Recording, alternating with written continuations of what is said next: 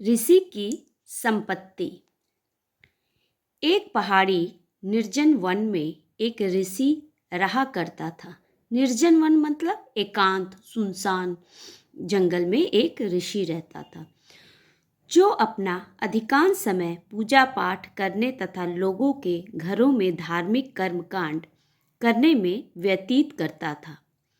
जब भी वह किसी यजमान के घर पूजा पाठ करने या यज्ञ तथा आहुति के लिए जाता था, तो उसे वहाँ से काफ़ी कपड़े मिलते थे। खाना तो वह खा लेता था और धन को बचा कर रख लेता था। खाली समय में वह अच्छी किस्म का कपड़ा भी बुना करता था। अपना बुना कपड़ा बेचने से भी उसे काफ़ी धन प्राप्त होता था। इस प्रकार धीरे धीरे उसके पास काफ़ी धन इकट्ठा हो गया। अब उसे अपने धन के चोरी हो जाने का डर सताने लगा। इसलिए चोरों से बचाने के लिए वह अपने धन को एक पोटली में बांधकर अपनी बगल में दबा कर रखता था। पोटली का मतलब होता है कपड़े में सारे धन को रखकर उसको गिठरी जैसा बांधकर एकदम बगल में सटाकर, मतलब दबा कर रखना मतलब एकदम अपने पास रखना। एक बार एक बदमाश व्यक्ति की दृष्टि ऋषि की उस पोटली पर पड़ी। जिस प्रकार वह ऋषि उस पोटली को छिपा रहा था, उससे उस व्यक्ति को पूर्ण विश्वास हो गया था कि हो ना हो उसमें अवश्य कोई कीमती वस्तु है। उस व्यक्ति ने अपने मन में उस धन की पोटली को चुराने की ठान ली। उसने सोचा, मुझे किसी तरह इस ऋषि की धन की पोटली को छीनना होगा, परंतु कैसे? इसकी झोपड़ी की मजबूत दीवारों को तोड़ना असंभव है, और यदि दरवाजे से अंदर जाने की कोशिश करता हूँ तो वह भी बहुत ऊंचाई पर है। इसलिए मुझे किसी तरह इसके साथ दोस्ती करनी होगी। अब एक बार इसका विश्वास जीतने के बाद मैं इस पर दबाव डाल सकता हूँ कि यह मुझे अपना शिष्य बना ले। जब मैं इसका शिष्य बन जाऊँगा, तब यह मेरी हर बात पर विश्वास करेगा तथा जैसा मैं कहूँगा वैसा ही करेगा। इस तरह मेरे लिए धन चुराना आसान हो जाएगा। यह सोचकर वह बदमाश व्यक्ति उस ऋषि के पास जा पहुँचा और बोला, भगवान शिव की जय हो। फिर वह उस ऋषि के पैरों में गिर कर बोला, गुरुजी, मैंने कई धार्मिक पुस्तकों का अध्ययन किया है। उन्हें पढ़ने के बाद मैं यह अच्छी तरह से जान चुका हूँ कि यह संसार एक मिथ्या है। मिथ्या मतलब झूठ, तथा एक कल्पना मात्र है। हमारे सारे रिश्ते नाते, माँ बाप, भाई बहन, दोस्त तथा नौकर आदि केवल एक भ्रम है। इसलिए कृपा करके मुझे सच्चा मार्ग दिखाइए, ताकि मैं इस भव सागर को पार कर सकूं और मुझे इन झूठे रिश्ते नातों से मुक्ति प्राप्त हो। मैं अपनी आत्मा को पहचान सकूं, क्योंकि वही एक शाश्वत सत्य है। शाश्वत का मतलब होता है जो हमेशा रहने वाला। एक अजनबी व्यक्ति को इस प्रकार अपने पैरों पर पड़ता देखकर उस ऋषि को बहुत आश्चर्य हुआ, परंतु बाद में उसकी बातें सुनकर वह बहुत प्रभावित हुआ।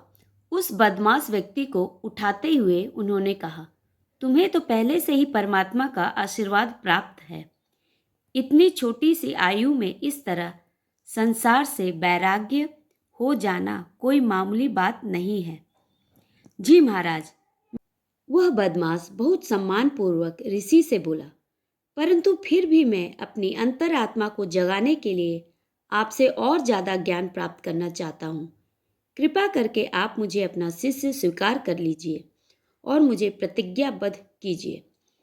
ठीक है, मैं तुम्हें अपना शिष्य बना लूँगा, परंतु तुम्हें यह वचन देना होगा कि तुम कभी भी रात के समय मेरी झोपड़ी के अंदर कदम नहीं रखोगे। यह प्रतिज्ञा करने के बाद तुम्हें मेरी झोपड़ी के बाहर घास फूस के छप्पर में रहना होगा। यदि तुम्हें मेरी यह शर्त स्वीकार है तो मैं तुम्हें अपना शिष्य बना सकता हूँ। उस ऋषि ने बदमाश से कहा। उस ऋषि का शिष्य बनने के लिए उसकी यह शर्त स्वीकार कर ली। ऋषि ने इस तरह उसे अपना शिष्य बना लिया। एक दिन उस दिन के बाद वह व्यक्ति उस ऋषि की झोपड़ी के दरवाजे के पास घास फूस के छप्पर में रहने लगा। वह उस ऋषि के पैर दबाता था, उसके लिखने के लिए कागज लेकर आता था और इसी तरह के उल्टे सीधे काम करता था।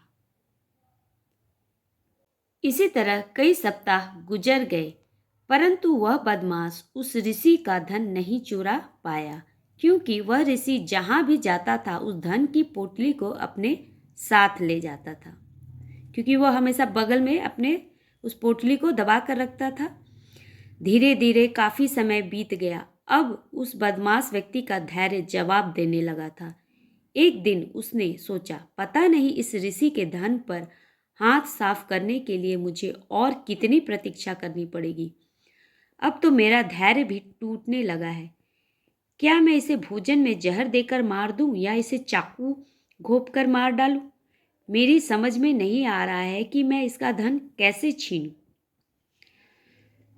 जब वह बदमाश व्यक्ति ऐसी उल्टी सीधी बातें सोच रहा था, ठीक उसी समय एक युवक उस ऋषि के पास आया।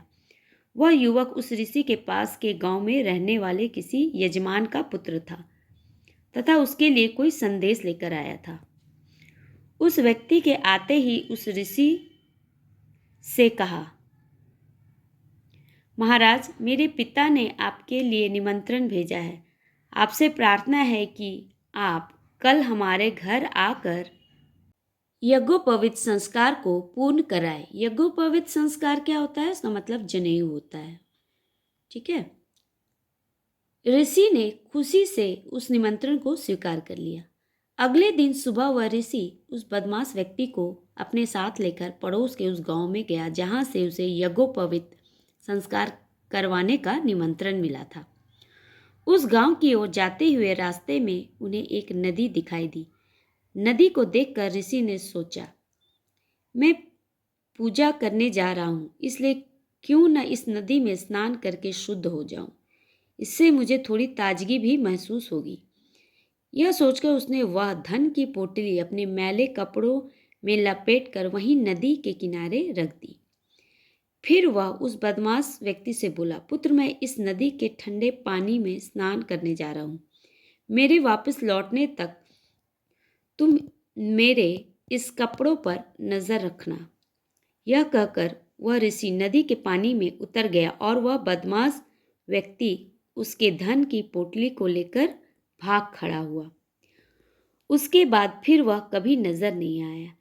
इसलिए कहा गया है कि कभी किसी पर विश्वास मत करो। जो धोखा देने वाले हैं वो कभी अच्छा नहीं बन सकते, वे एक दिन धोखा देकर ही रहेंगे।